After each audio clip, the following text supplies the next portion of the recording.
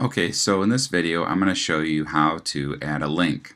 So we're back here on our sample page, and what I'm going to do is I'm going to select all of it. And the way that we do that is we right click and hit select all and just delete it all.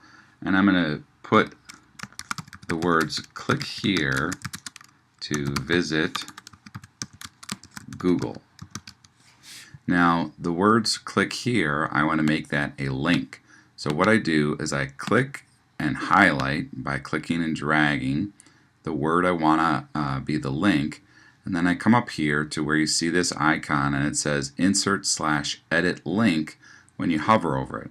So I click on that, and then I simply put in here what we want for our link.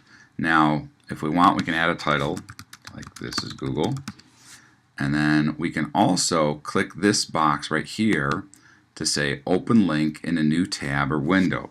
Now, unless if you want people to click on a link that's within your site and they're just simply going from one page to another or one post to another, then it's a good idea to check this, because what will happen is, let's say you have a reference about an article like, dog breeding, and you say click here to see the Wikipedia about dogs.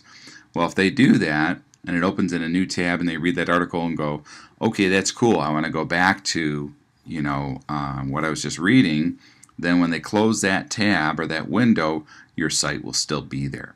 Now if you want to link to something that's already in your site, you simply click on right there where it says or link to existing content, and then pick whichever one and it will link to that page. And then once we're done, we're going to go ahead and close that because we're linking to Google right now.